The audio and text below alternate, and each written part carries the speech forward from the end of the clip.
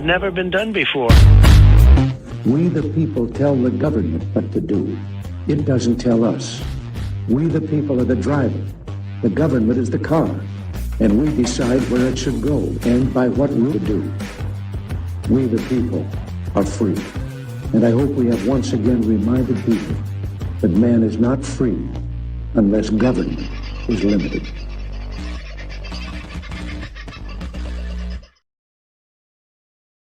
Hey folks, how are you? Thank God it's Friday and it's a bloody cold one. Sheesh. I don't know where you are in your part of the world, but where I am in mine, which is normally reasonably warm at this time of the year, it's bloody cold. And we were only saying last night it seemed warmer than usual. Well, we're back to woolly winters, and I guess most of the East Coast is the same. I'm seeing that there was quite a lot of... Oh, that's a bit weird. I seem to have lost everybody in the chat. Now I've got new comments. Very strange. Okay. Folks threw me a bit there. No comments, and now all of a sudden there were. There was the first in the room today at 11:36 a.m. He did have an interesting question. Yeah, who wet the bed? Wasn't quite like that. Andy, you had a good go too. Yeah, look, I needed to be able to get this link out for the show for our guest this evening, so I set the show up early. So yes, it's been sitting up for 6.5 or 7 hours by now. So apologies for those who came in early and missed seeing me then, I guess. I didn't say anything. I just started the show. Aussie Sue, you are having a bit of a night out on the island. A lot of thunder, a lot of shaking, not a lot of rain. I've been driving around a lot today, and I have been in a lot of rain. It's been pretty overcast pretty much everywhere, but about 4 o'clock this afternoon, it got cold, like really cold. And I only got home maybe 25 minutes ago, and driving here, black was the only way you would describe the skies. And having a bit of a gaze down the chat, I see that Sandy, hello, lovely. It's persistently precipitating in your part of the world at the moment. So on the mid Central Coast, rather, New South Wales. Jan, thank you so much for buying 10 tickets in the raffle and a hoodie. And you hope the hoodie is warm because, although, yeah, ain't it bloody cold. Well, listen, I'm wearing the hoodie. I'm wearing the zipped up version rather than the windsheeter version. So it's warm. I can tell you it's warm. I did get one complaint from some fella who did say it wasn't warm enough. I'm not sure exactly where he was living. The wind cheaters I find are really, really warm. This thing equally as well, maybe not equally as warm, nearly as warm. I've grown into this, so I wear it a lot, as you are probably seeing. Here's Sandy. You tried to call. Yeah, okay. No, over the weekend's all good, love. You've got donkeys to look after. Don't think you've got to look after me, but whenever you're free, love to hear from you. You know how that is. Fuzzy, I saw your message here too. I'm really sorry for the loss of your friend's dog, and I know a friend's dog is our dog. I had a very similar experience with Achilles here when Cass's Malamute passed away. It was very, very difficult indeed. So, yep, they almost are like our own. And in fact, Kobe, Cass's other dog, is pretty much, I consider him my dog too. So if something happened to him, I'd be in all sorts of strife, I can tell you. Got some good news. What the? Your son made the Queensland school rep team and is going to South Australia in October to compete.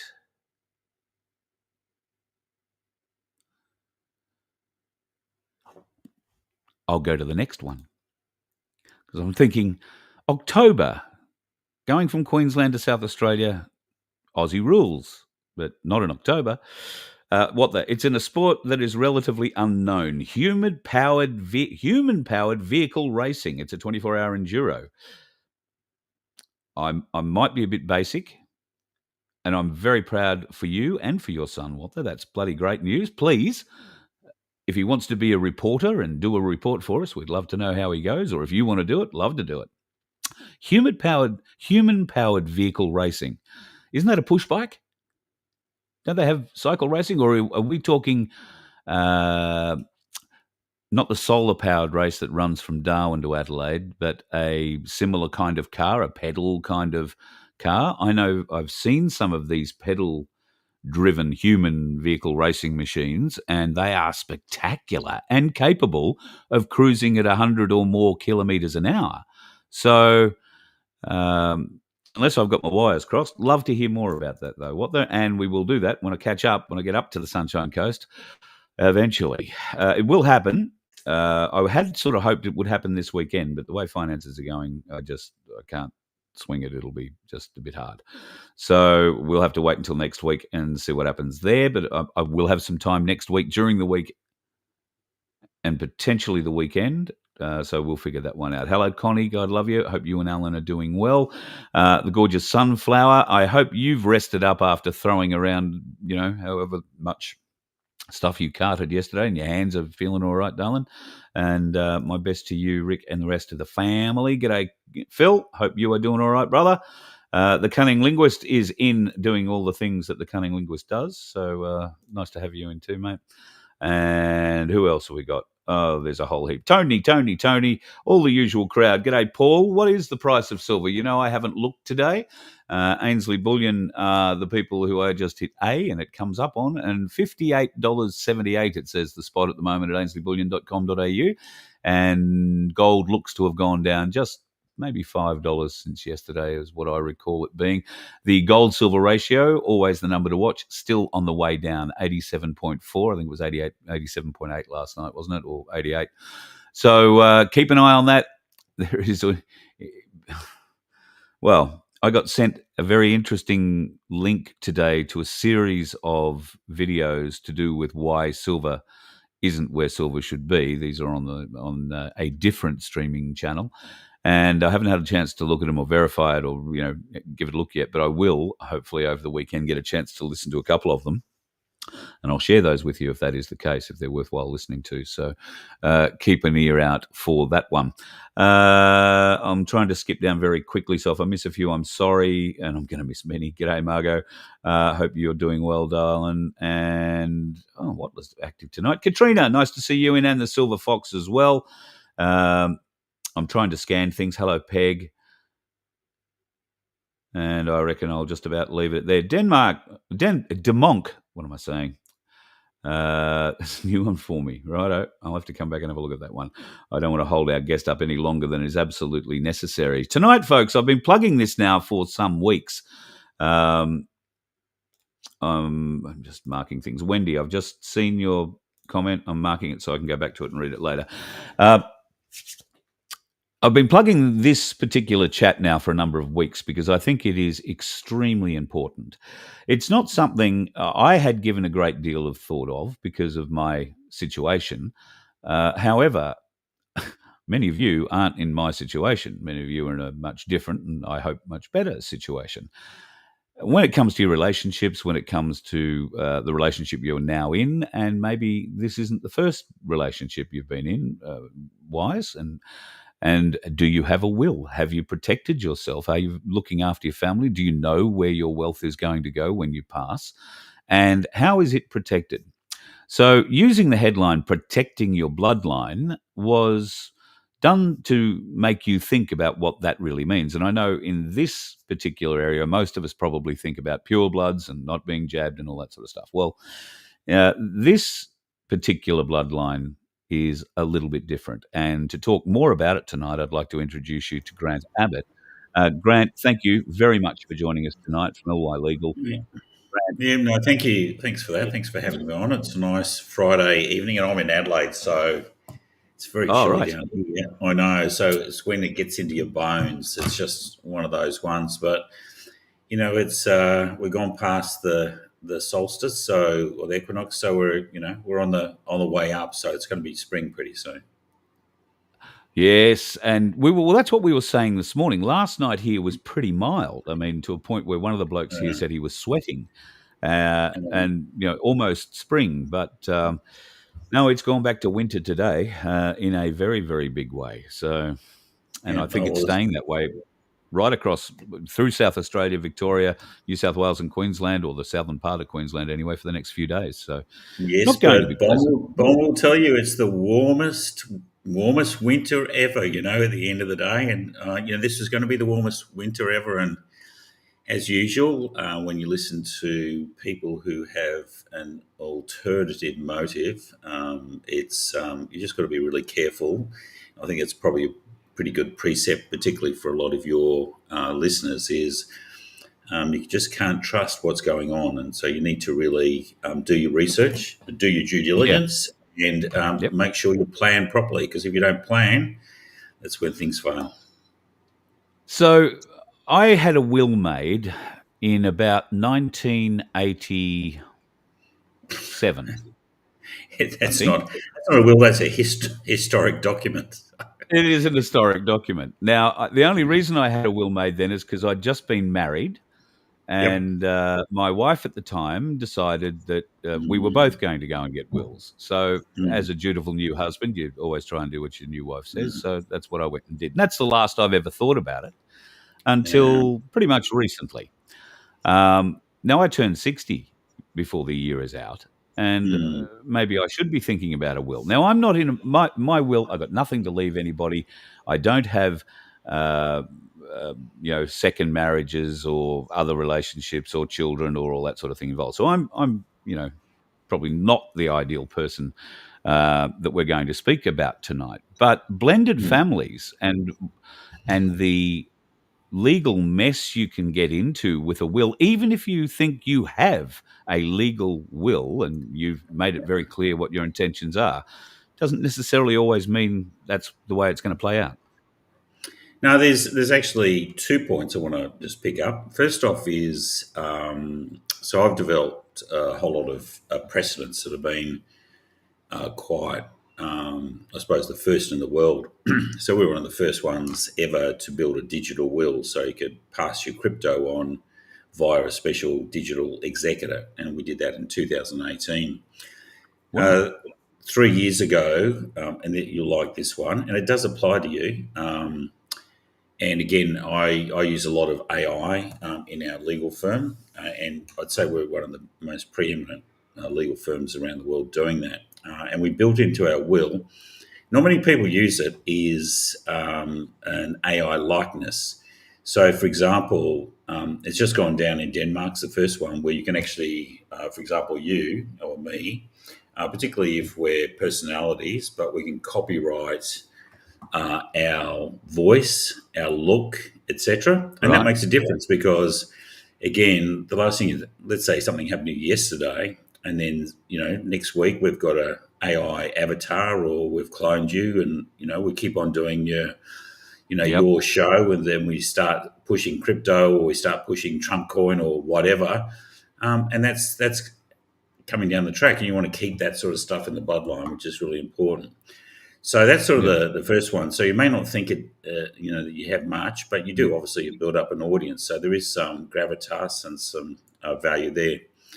Second one with blended families, the way what happens is, and I talk with people, other lawyers in jurisdictions around the world, and generally, particularly over in America, it's and you look in Texas and the southern states. So whatever you put in your will, effectively, that's what happens. In Australia, it's not the case. And I just did a fairly large book on this, and wasn't large, but maybe an e-book on what we call family provision claims. They started in, I think it was 1972 in New South Wales, and they're deadly actually. So we might have gone down the track and done our wills, and we'd like this child to be left with this, or that child to be left with that. Or typically, I see people that's like, so I'd like to have all my children, to have equal things, but it doesn't work out that way. So there's laws in every state and territory that call family provision. So when family provision is, and you have a look at it, it's very, what I would call left-leaning or equitable, is that the person who has the least money has the most to gain out of challenging a will. So, for example, in New South Wales, 50% of all wills are challenged and 86% are successful. And that means, for example, we could have, and I'm just using extreme, but these are real life cases, that you might say, well, I've got a a son who's a successful surgeon, and then I've got another deadbeat daughter who's been an addict all her life, stolen money from me, and all that sort of stuff. So I've given her so much, so I want to cut her out of the will or give her a small amount. It doesn't work that way, because if she finds a no-win, no-fee lawyer, you're looking at potentially a 3 or 4 year legal case, and if it was like a $2 million estate, she'll probably end up with about $600,000 out of that whole process. Right. So again, the family provision comes before you actually get to the will. So it actually interjects itself in. Another one that's come in like very big in the last few years, because the legal profession is very good at finding its way to get to the Supreme Court, because as soon as you get to the Supreme Court, you're making big money. It's not just you; it's a QC or KC now, so on and so forth. So they use a concept called promissory estoppel that, for example, if and this will come more off, is that if you've got a child who's looking after the mum for the last few years of their life, and mum promises everything to the child, but in the will leaves like 50-50 to like the two daughters or whatever, that child's actually got an action under promissory estoppel to claim the whole house.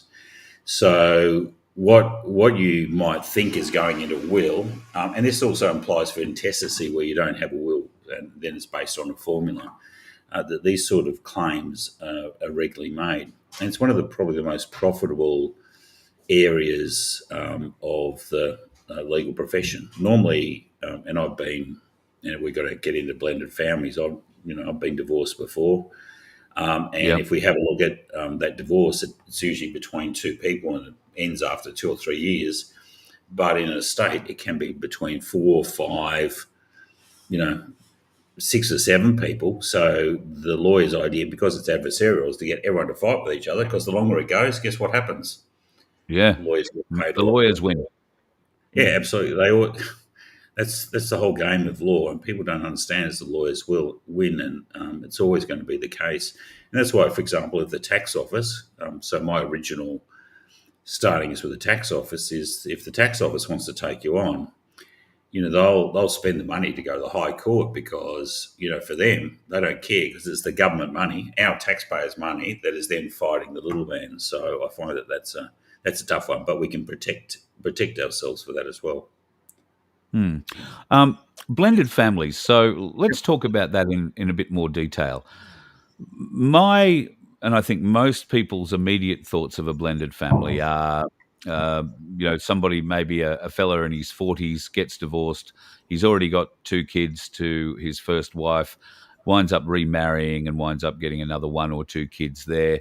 And the siblings become sort of friends, sort of not. They're a little bit distant, as these sorts of relationships happen to be. What sort of rights or what sort of protections could the father put in if he didn't, or if he didn't bear the 2 children in the second relationship? He just was their stepfather. And he wanted, being a successful person, to look after his own children first. Is there a way, or under what you're saying, given blended law, does every member of the blended family have an opportunity to, pick at the body? Yep. No, actually, what you raise is really important. So I'll tell you what the law is, and then I'll tell you what the solution is. So the first thing is, in every state in Australia, stepchildren have a claim on the estate. And so it's a no-brainer for them to make a claim, or the children to make a claim as well. And again, remember, it's a family provision claim, so that when you go make a claim, you'll do an affidavit, which is a legal document that you put in to court. And essentially you'll argue, I'm destitute, blah, blah, blah. So the whole idea there is, the harder you look on, the better you look in terms of financial distribution or being in a really bad position, the more you're going to get. So that's both children and also stepchildren as well. So that's every state. In New South Wales, ex-spouses can actually make claims on the estate as well. Irrespective if they've had divorces, you've had property settlements and all, they can still make a claim on the estate for a percentage there as well. For how long? Like for eternity after the divorce and after the settlement? Yeah, no, there's a really good case, Kelly's case, which I think you'd find quite funny.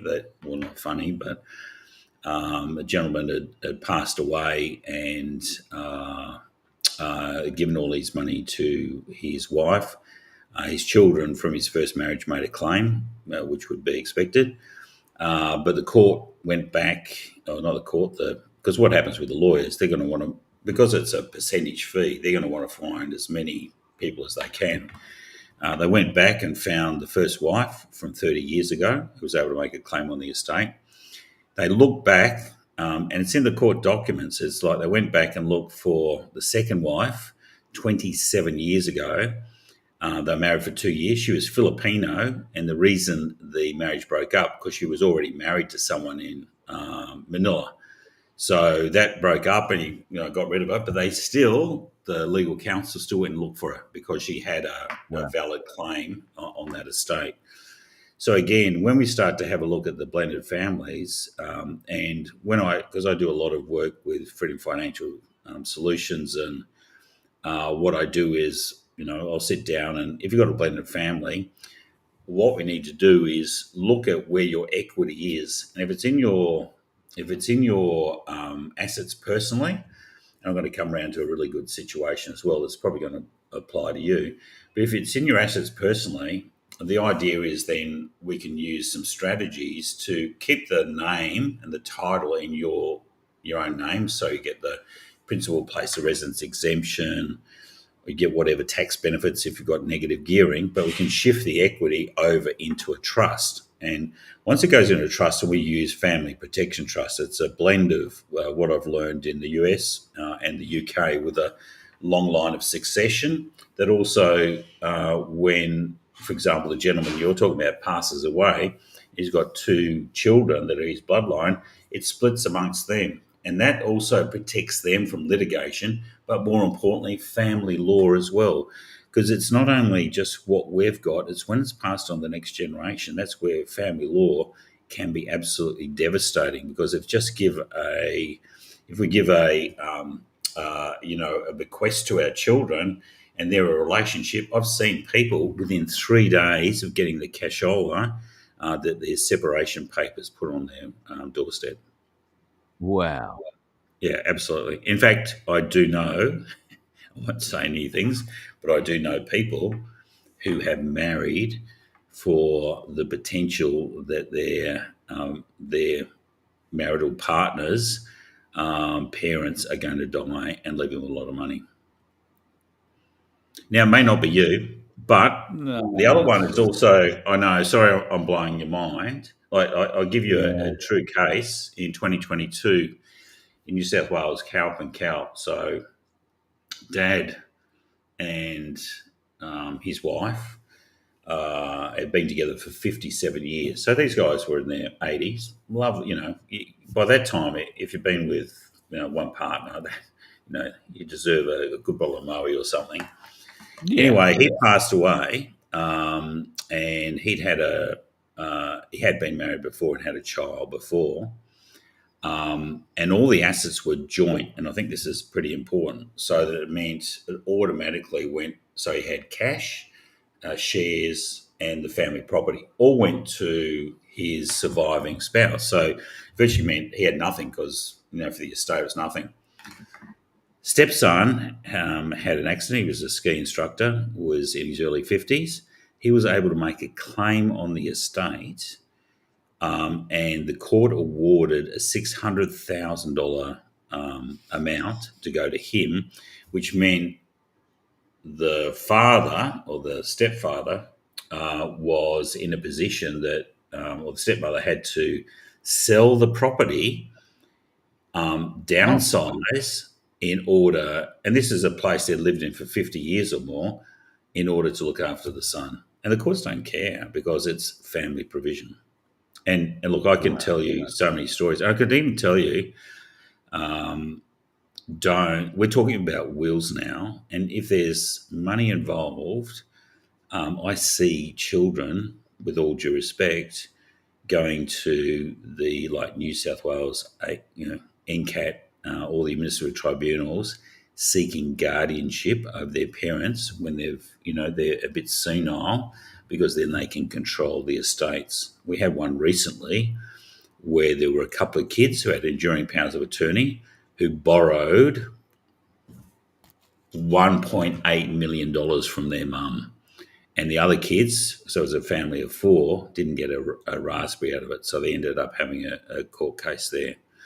So I don't want to be alarmist, but unfortunately, we need to protect ourselves. Trusts are the best in the long run for us, mainly because a trust has, when you're a beneficiary of a trust, and when we build trusts, we build them for bloodline only. And it means there that beneficiaries don't have any assets to an entitlement. So it protects from litigation. If you go bankrupt, the assets in the trust are protected. And particularly second generation, they're really protected from family law. The other one that I'm going to throw it out there that we do is that a number of properties in Australia, most properties, in fact, are always joint tenants. And a joint tenant means, as I said before, with the client, that it goes from one person to the other on death. The problem about that is if you've got children who are really your bloodline, and then let's say that dad's passed away and then mum goes out and she finds a Brazilian toy boy, or she gets involved in another relationship, then suddenly they get divorced, then instantly the kids miss out. And that's what that sort of sparked me.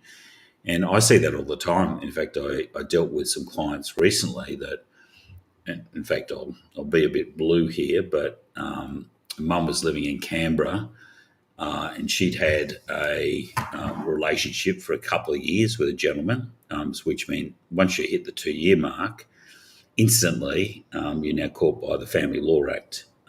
And they were worried about it wasn't a huge amount, it was $800,000, but they're worried about their inheritance. And as a consequence of that, I had to move, because I said, well, is he going to make a challenge? They said, we don't know. I said, well, he seems pretty wealthy, but, what happens if he leaves your mum? And they said, well, mum's a tart, so she'll probably find someone else.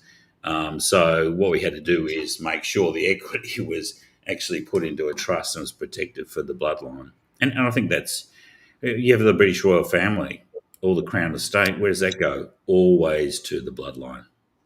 So we've got a number of people already asking in the chat how they can get a hold of you and talk to you. The way that you can do this, folks, is to contact Freedom Financial Solutions, and they will set all this up and put you in touch with Grant. Grant's obviously a very busy bloke and doing what he does. So Mary Jane is in the chat. I tell you what, I'm just going to be brutally honest.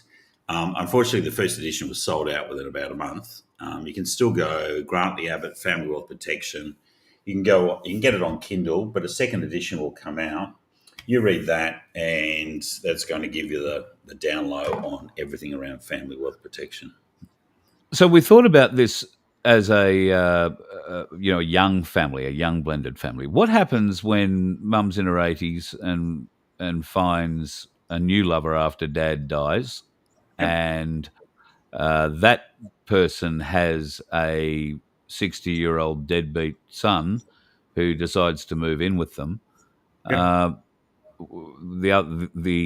original, if you like, children in the argument are out doing their lives, living their lives to the best they can, and mum dies.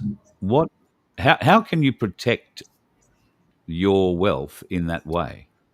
We can't remember. Let's go back to our philosophy: family provision. Who can make a claim? Stepchildren. So all they're going to do at is any age. At any age.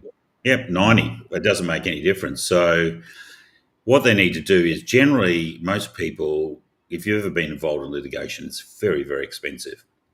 So what happens is, just go in, no win, no fee lawyers. Quite often they work in workers' comp, but this estate planning works. So for the next 30 years, the baby boom generation, which I'm part of, there's over $10 trillion of wealth being passed on. And why wouldn't you, if you're a lawyer, jump on that one? Because Yeah. all you have to do is, as I said, like the ex-spouses, you find as many people as you can, because what happens is when you do a case, so a classic one that I like to talk about, and I always talk about this when I do talks, is it was over in Western Australia, and there was a gentleman who passed away. He'd had an on-off again relationship with his de facto for 14 years. He left a will. There was a really old one like yours, naughty boy, and it was to his two children. Now, obviously, she was entitled to something and make a claim, as you would expect, under a family provision law. It took 5 years to get to court. He didn't have a huge amount of means. It was only $600,000. By the time it got to court, because everyone has to be represented, each of his children were represented by lawyers, and that cost them $90,000 each. The executor had to be represented, another $90,000. She was represented by her lawyer, $199,000. So by the time it came around that she was getting 40% of the estate, there wasn't that much estate because the people who took it all shot off. And the judge at the time said, I find it absolutely unbelievable for a case of $600,000 that there should be 4 lawyers and a QC flown in from Melbourne to adjudicate this case. It's And it stunning. happens. Yeah, that's the thing. It happens every day. There are so many people I know who are watching tonight. Some I think have made mention in the chat. Some of the situations that you've outlined are obviously sounding pretty familiar. Big question is, do you work all over Australia, or are you only Yeah, based, absolutely. like you said, you live in Adelaide? But Yes, I work in Freedom Financial Services. So have read my books. My other big specialty, which some of your clients may or may not use, or your listeners, is self-managed super funds. So I've been involved in that. Just go and do some research. I think I've got about like 200 videos on YouTube. If you just go at Grant Abbott, have a look through there. There's a lot of this stuff on there. Learn and go down the rabbit hole.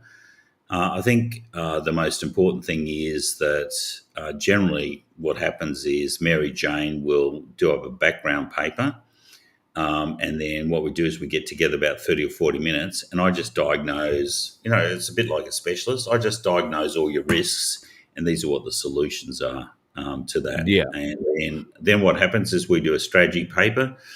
The benefit at the moment, because of our close relationship with Mary Jane and Cass, there's no cost on that. So it's pretty good because through LY Legal, if someone comes through that, it's normally $1,100 an hour. So you're getting a benefit there anyway. well. And then we have a chat. And then if you go forward, then it's a fixed price quote and cost.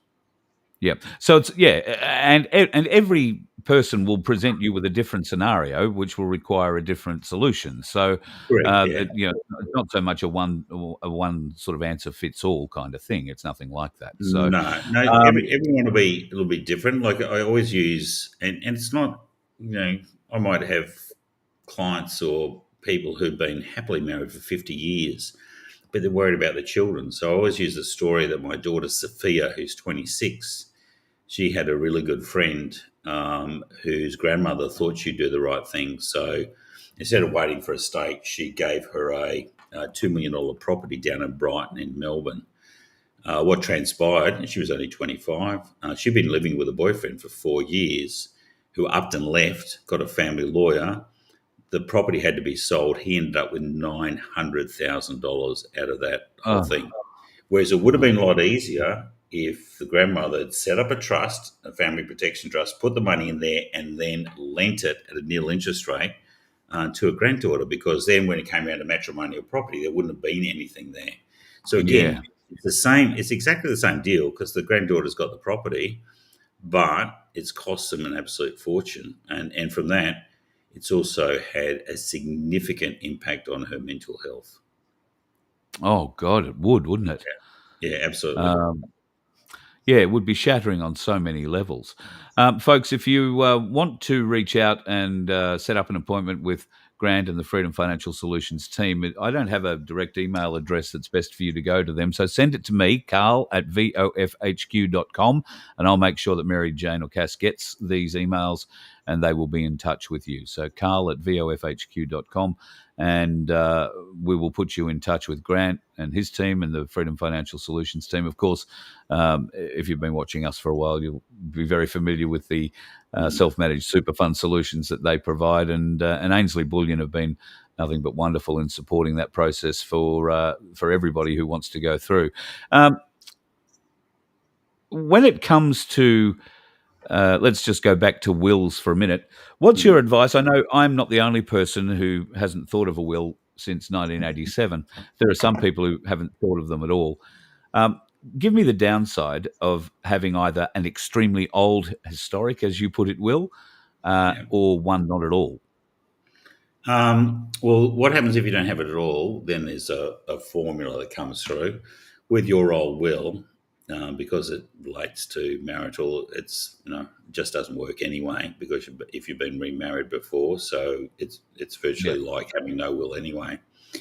What I do is most lawyers, well, 98% of lawyers will just simply say all my money is going to my wife.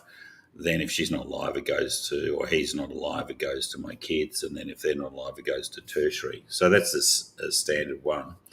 The problem is there's no protection there, because if you put something in, and just as an aside, the protective mechanisms we use also protect your wealth from the ATO, the government, from everyone else. So, it's a broader aspect that we have to look at. So from that perspective it's a simple, but it's a very sophisticated will, is that if one of the couple dies, then everything should go into a trust. And then that trust will then, with the surviving spouse dies, it then splits to the kids. And it's vice versa. And if both die together, it just goes to the kids. But it means it's got that instant protection, rather than, and in fact, it's a lot simpler drafting rather than having it going first, second, third, fourth. So for yours would be really easy. It'd probably take me, if I had to look at what you've got, your assets and stuff like that, I could do a really good protective will for you and your family, particularly if you've got no, you've got no ex-spouses. You could just leave it at no. I have no. I've got a car. I've got a daughter, and I don't own property. I don't own anything really. So that's okay. But you've got your likeness, so it doesn't hurt. It's better. I'm very interested in talking to you about that, because given my professional career, it's the same as me. I mean, how would you feel if suddenly up on Facebook you're there, the voice of freedom is actually pushing the vax? Do you know what I mean? It's easy to do if they want to do that. It is. I've already cloned myself, so we've all got to be over the radar and understand. I think all of your listeners, if I can just be so bold, saying that AI now is getting very pernicious, and there's now agents.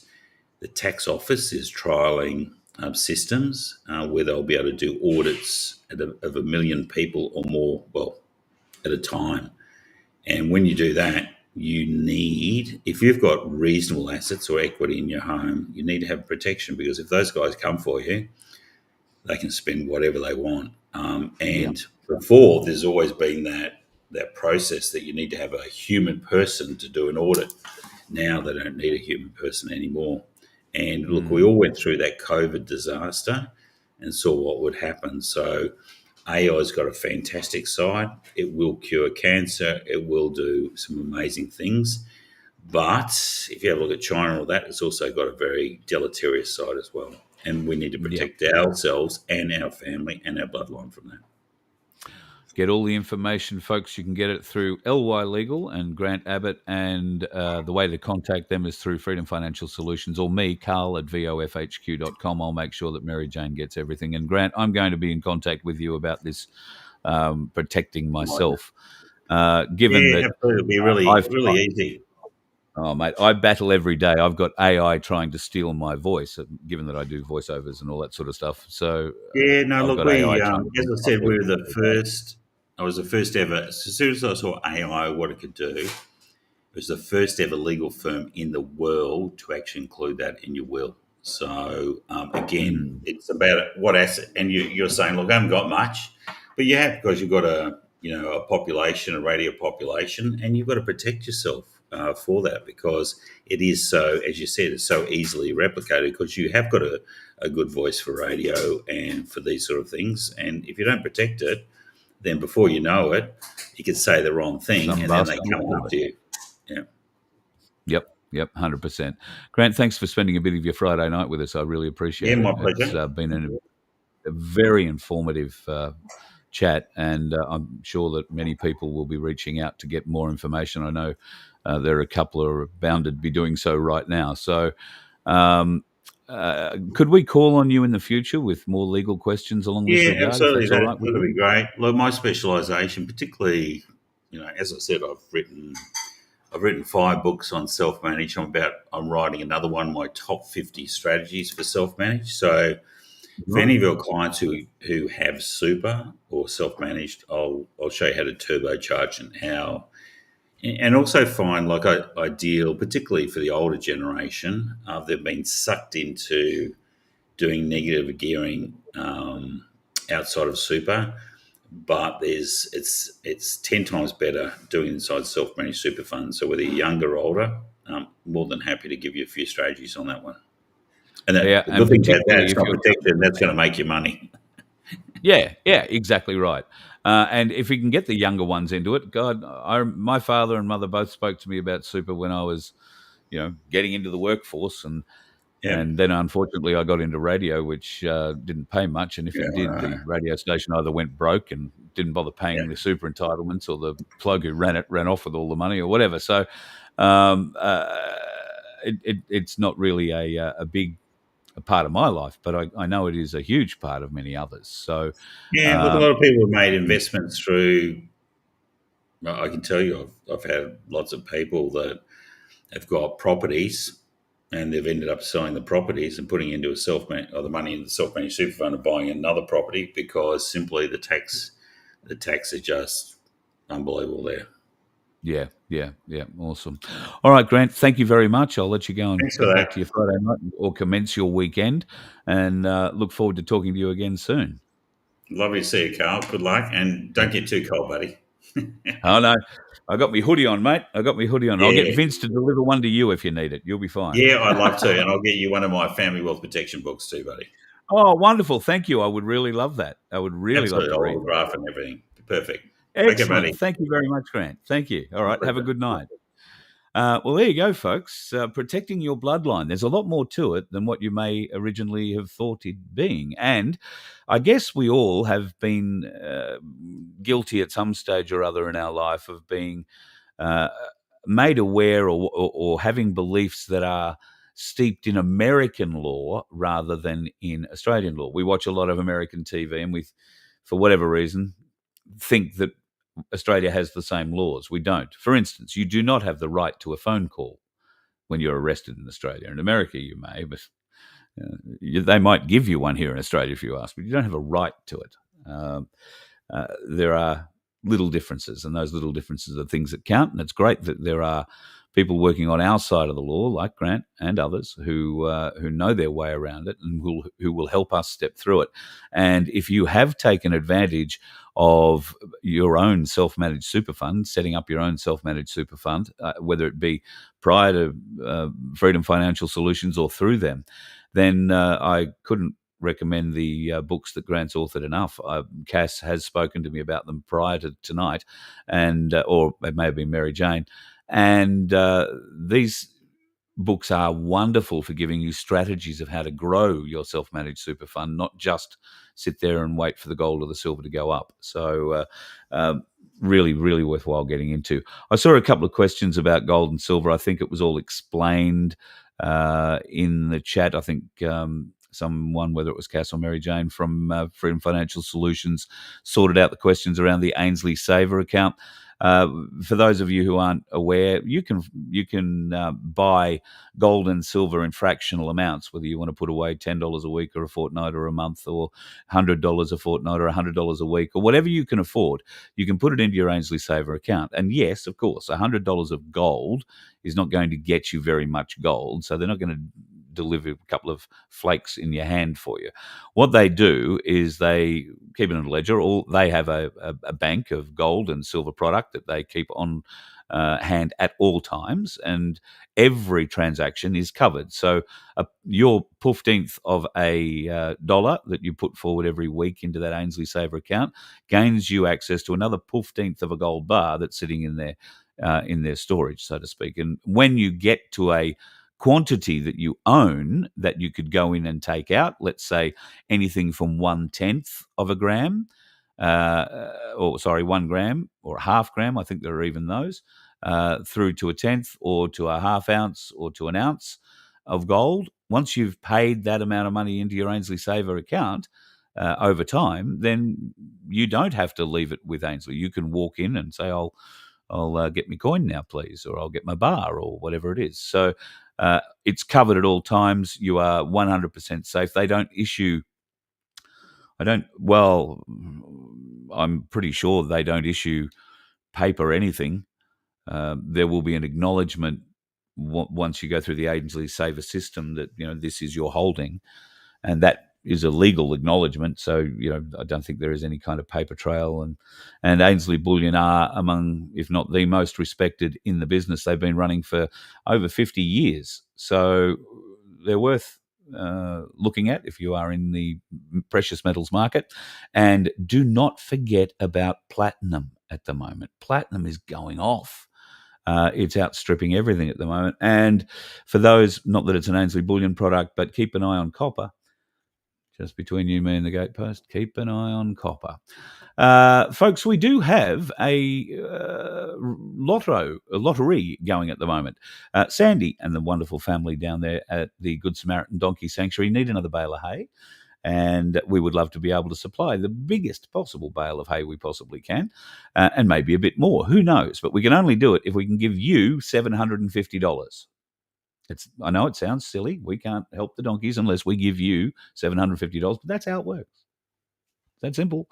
It costs you $2 to go and get a ticket in our lottery, and you never know. One ticket's all you need to win $750. If you manage to do that, I hope you use it for whatever you need to use it for, but I hope you do something nice with it. I hope you take yourself, your significant other, your family, your friends out for dinner, or to the movies, or just do something you like. Buy yourself a little present, whatever.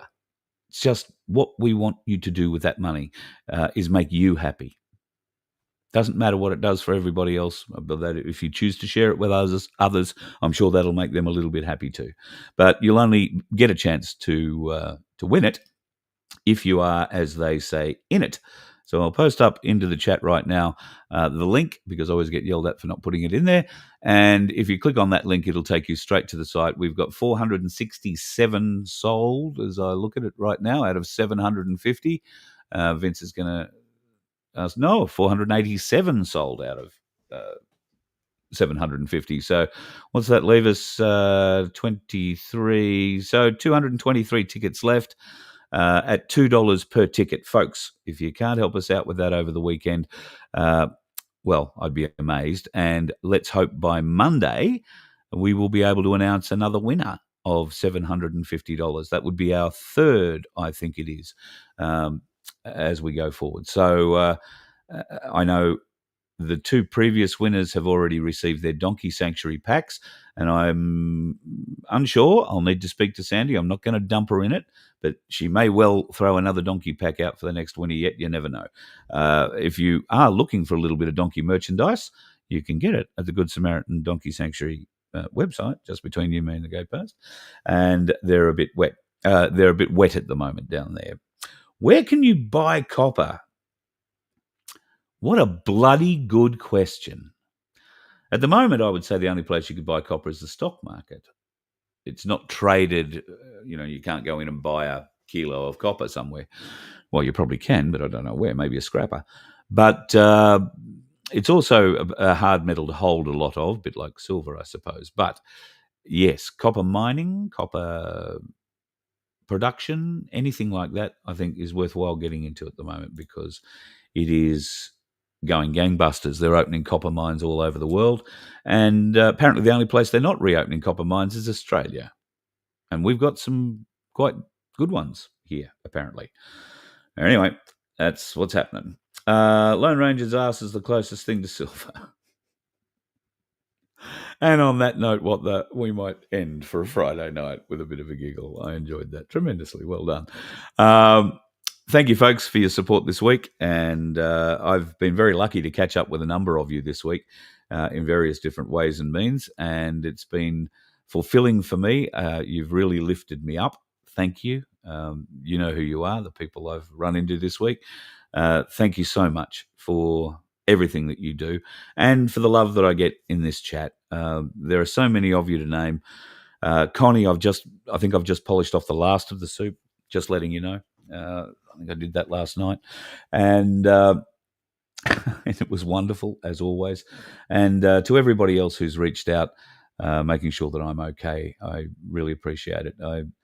I know that you see certain changes in me at different times, and that's just me dealing with a few of the things that are happening in life at the moment. And I'm very much of the mind that God does not present us with a challenge that he doesn't think we can handle. So I tend to leap into these challenges with vim and vigor, so to speak. It's a great learning experience. And sometimes, you trip over and you break your wrist when you're leaping in to do things. But I've learnt now, go a little softer, go a little easier, look where you're going. The same could be said for all of those dickheads on the road, but I've spent a great deal of time with the dickheads on the road today, and I've got to be honest, I only saw one real dickhead, and he was a slalomer. He came from behind and was going through 4 lanes of traffic like he was coming down Mount Buller on the slalom run. But that was the only dickhead, and I did about 500 kilometres today. So I think that's pretty good. The dickheads might have been having the day off. Enjoy your weekend, folks. We might catch up over. You let one ant stand up to us, then they all might stand up. Those puny little ants outnumber us 100 to 1. And if they ever figure that out, there goes our way of life. It's not about food. It's about keeping those ants in line. That's why we're going back. Does anybody else want to stay? Let's rock!